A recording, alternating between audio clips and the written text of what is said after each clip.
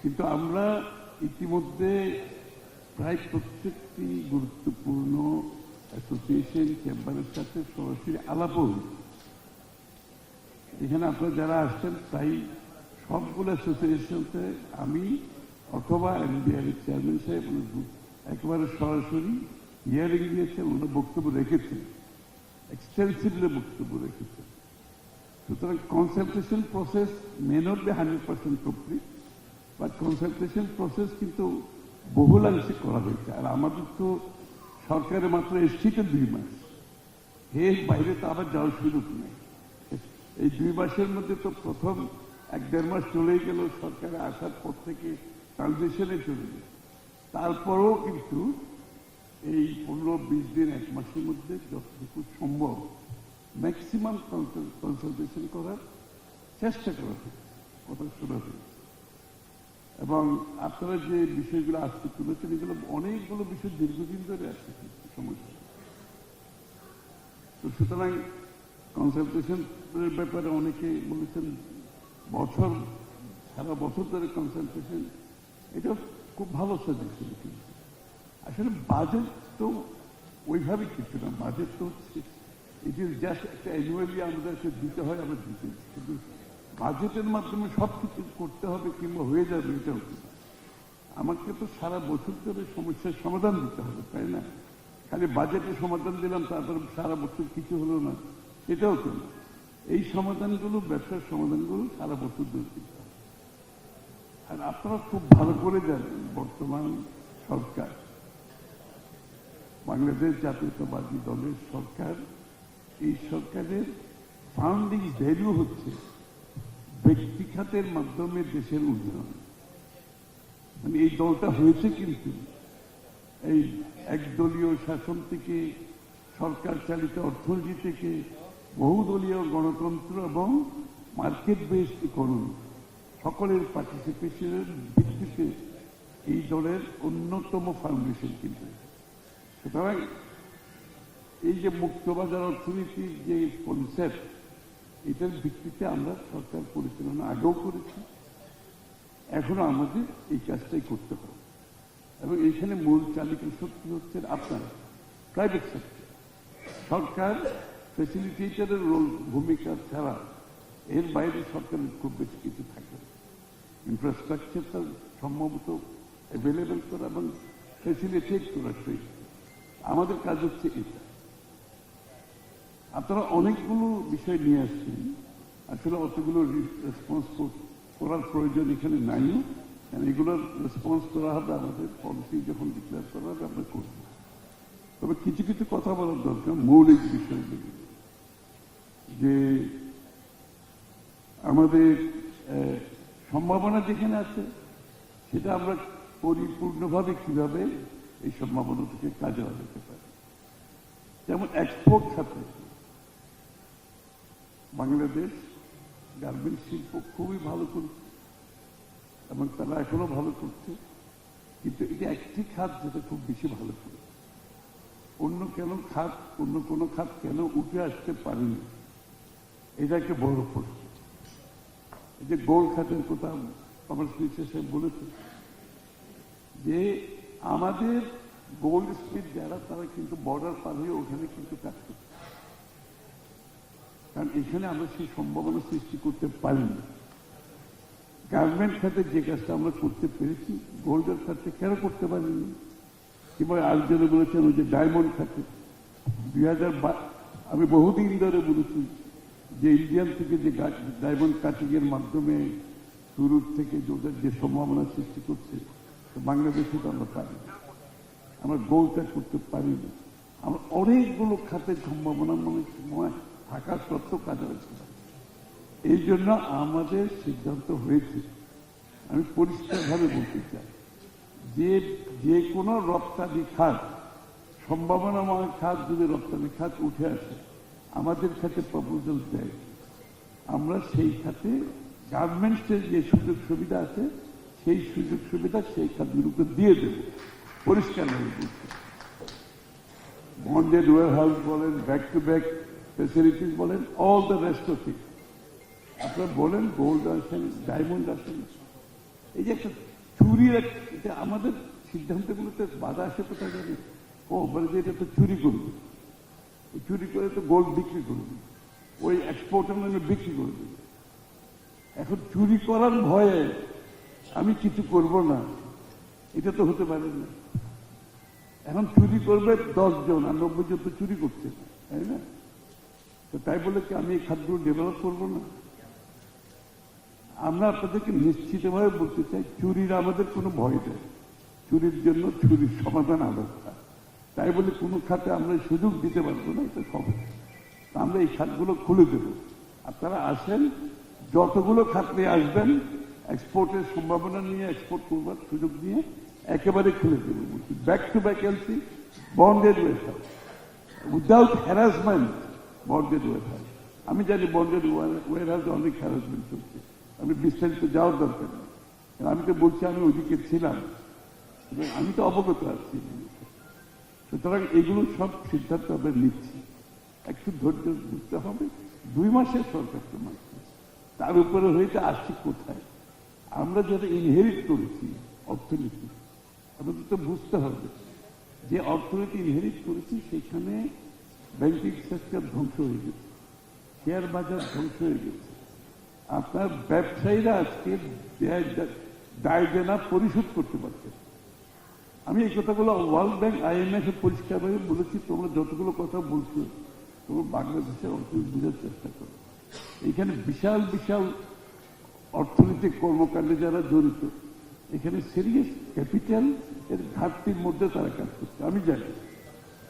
কারণ আপনার আমাদের টাকার অবমূল্যায়নের কারণে 40% অনেকের ক্যাপিটাল ওয়াইপ আউট হয়ে গেছে। তার উপরে 13 থেকে 14% আপনার ইনফ্লেশনের কারণে আরো সে 20 চলে গেছে। তার মানে আপনার 50% ক্যাপিটাল ইরোশন হয়ে গেছে। এটা তো আমরা বুঝি। এখন আমার মূল সমস্যা, আপনারা তো যেহেতু এটা বাজেট নিয়ে আলোচনা, মূল সমস্যা এইখানে ক্যাপিটাল ঘাটতি হয়ে গেছে। এই যে রুগ্ন শিল্পের কথা বলেছেন, না প্লিজ প্লিজ, আমি তো আপনাদের কথাই বলতেছি, অসুবিধা নেই। Take it easy. Please, please, calm down.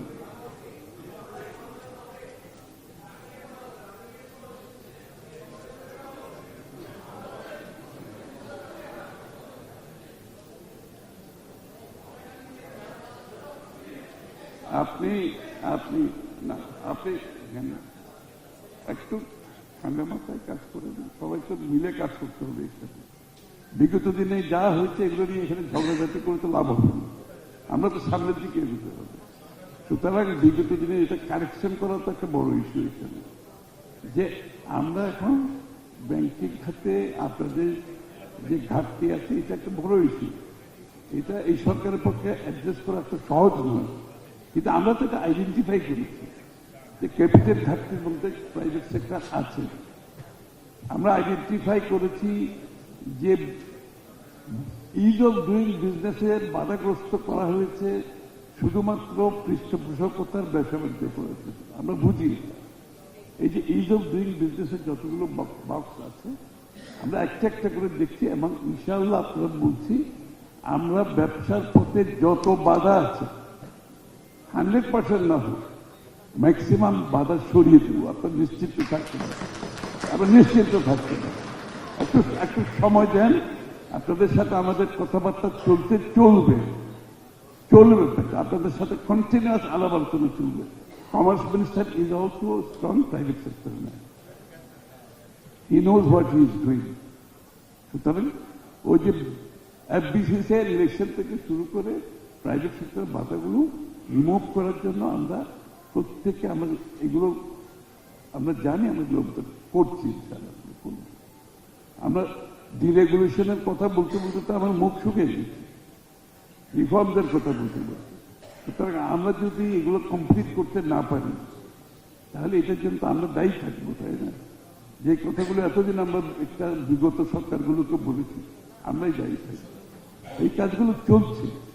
আপনাদের আর্থিক সমস্যা, ট্যাক্সের সমস্যা সব কিছু বুঝি, তা আপনাদেরকে একটু সরকারের দিক থেকে নতুন সরকার কোথায় আমরা আছি।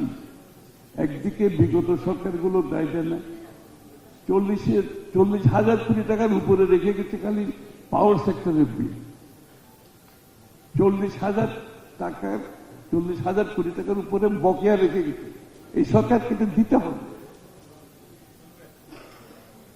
$3 বিলিয়ন উপরে আমরা খালি পে করেছি এই যে জ্বালানির খাতে যে সমস্যাটা হলো মিডল ইস্টের যুদ্ধের কারণে। 4 বিলিয়নের কাছাকাছি চলে গেছে ঘাটতি।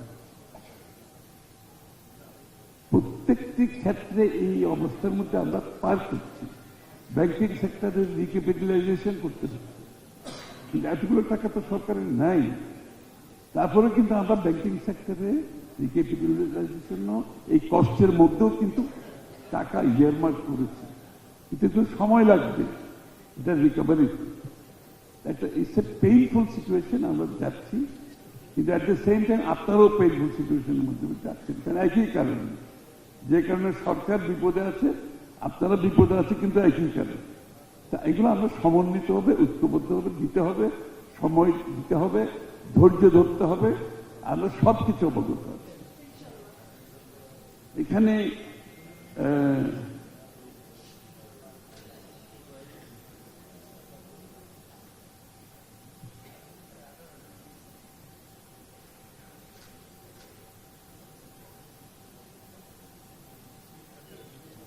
কেউ কেউ এখানে একটা মন্তব্য হয়েছে, আমি একটু উপরের দিকে থাকতে ডিটেলসে গেলে কিন্তু এতক্ষণ সময়ও নাই, আর আজকের দিনে সব সমস্যার সমাধান হবে না। যে একটা বড় বাজেট দেওয়ার দরকার, মানে এক্সপেন্ডিচার বাড়ানোর দরকার।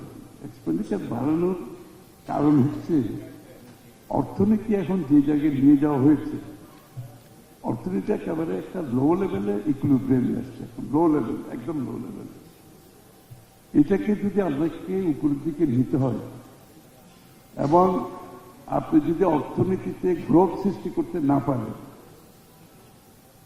আপনার বিনিয়োগও আসবে না বাংলাদেশে এবং গ্রোথও আসবে না, এবং আপনার নাগরিক যে সুযোগ সুবিধা, বিশেষ করে পভার্টি লেভেলে যে জায়গায় চলে গেছে, দারিদ্র সীমার অনেক বেশি চলে গেছে, এটা যদি আমরা মিটিগেট না করি এক্সপেন্ডিচারের মাধ্যমে, বাজারে তো ডিমান্ড ক্রিয়েট হবে।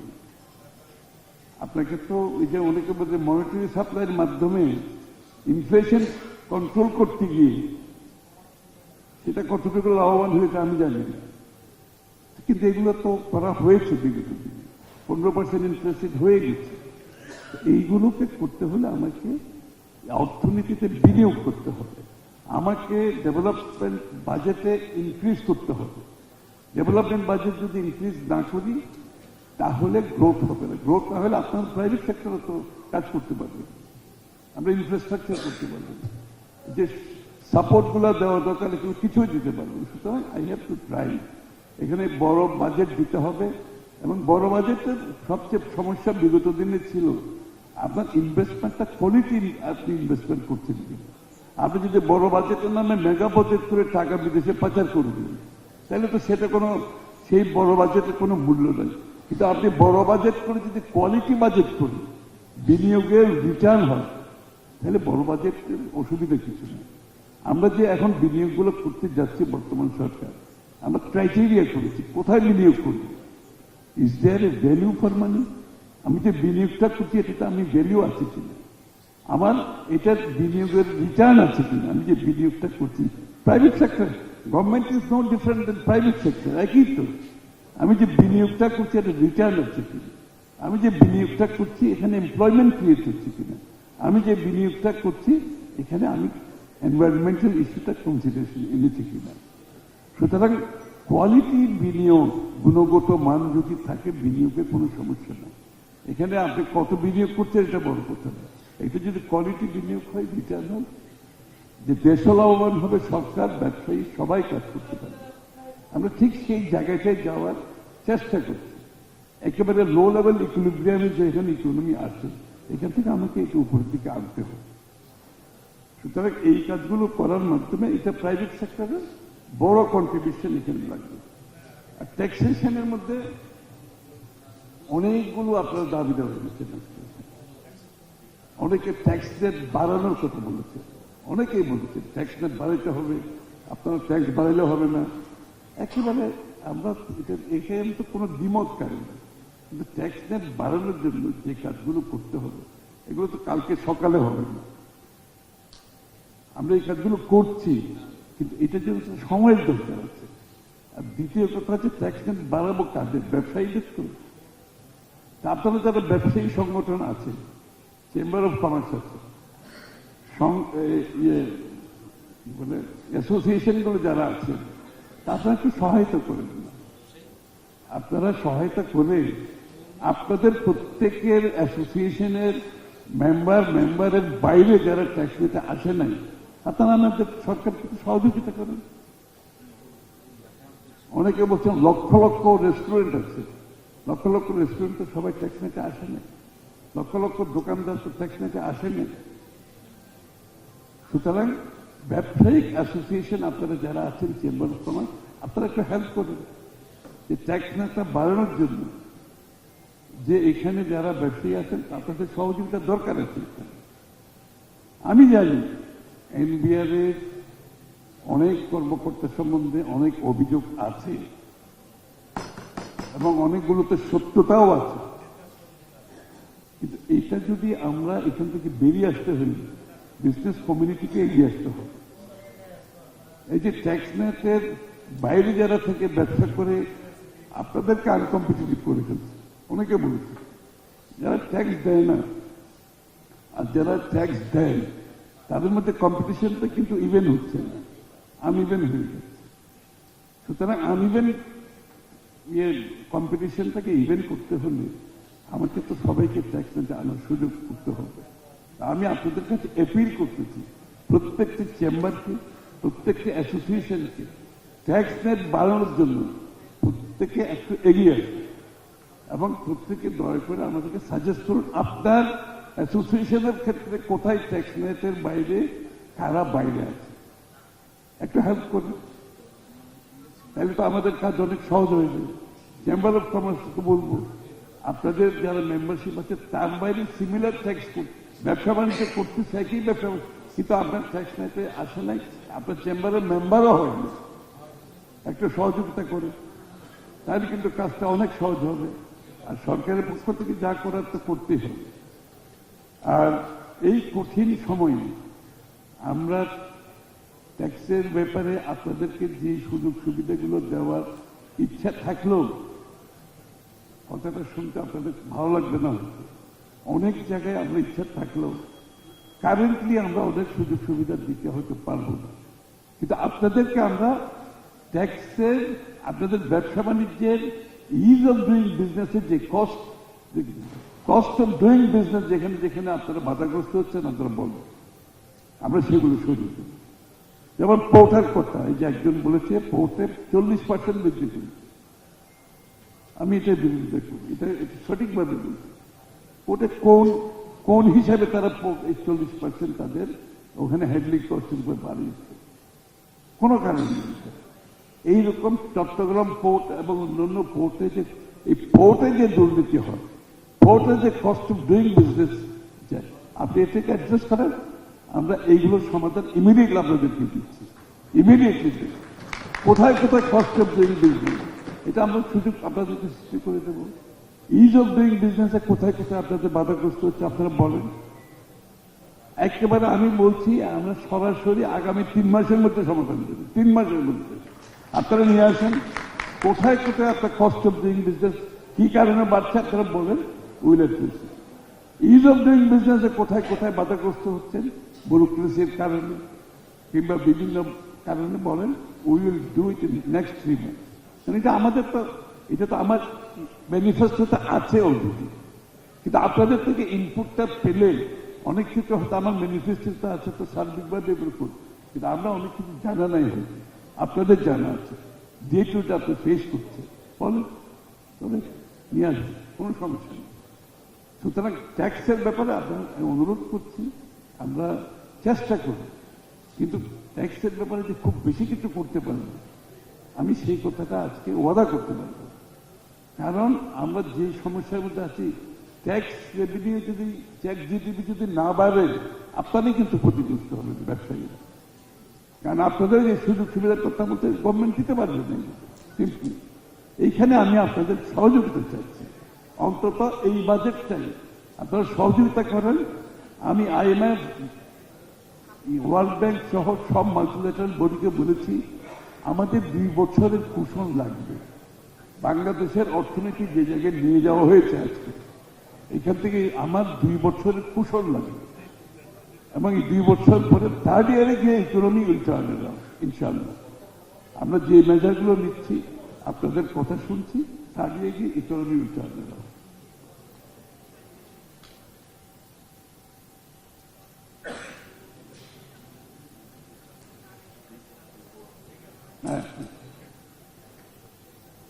তো ট্যাক্সের বেনিফিটের বলছি তো, এটা ট্যাক্স বেনিফিট গুলো হবে আস্তে আস্তে, এটা আমাদের ফেজ ওয়াইজ করবো।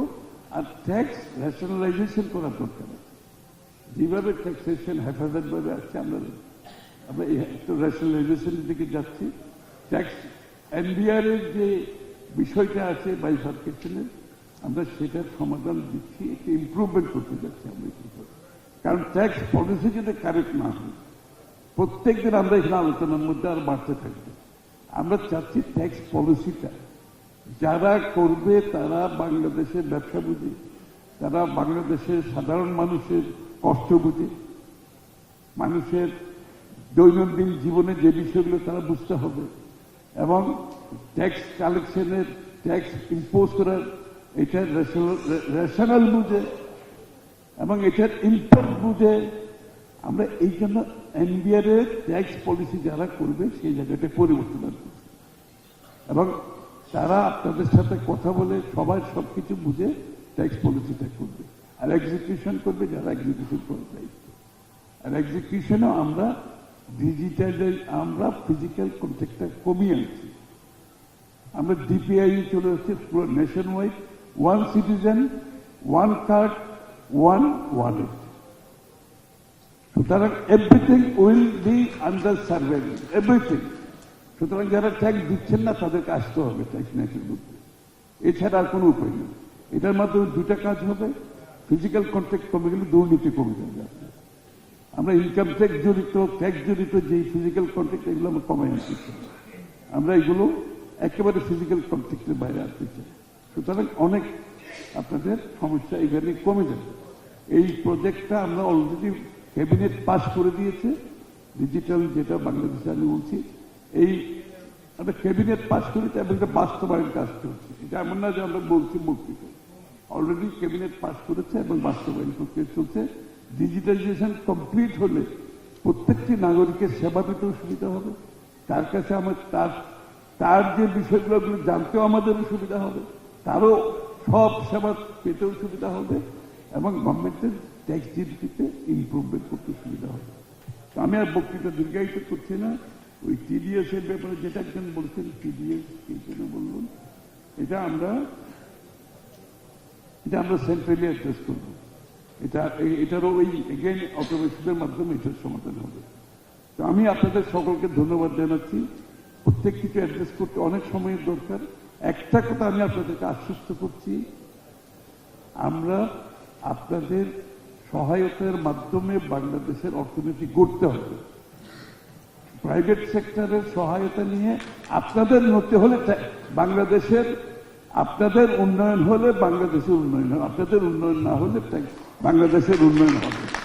এটা অন্তত আমরা বুঝিতে হতে।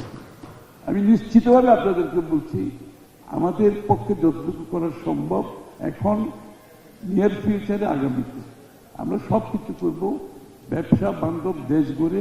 আপনাদের কন্ট্রিবিউশনের মাধ্যমে জিডিপি করতে হবে, এবং এইটাতে আমরা বাংলাদেশের ডেমোক্রেটাইজেশন অব দ্য ইকোনমি যে কথাটা এনেছি, যে পৃষ্ঠপোষকতার কোন ব্যবসা এখানে হবে।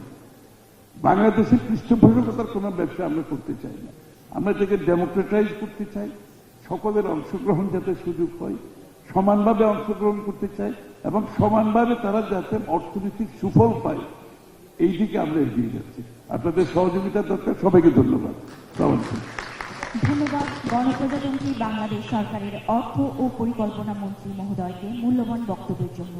দেশের অর্থনৈতিক সমৃদ্ধি ও আগামী দিনের পথরেখা নিয়ে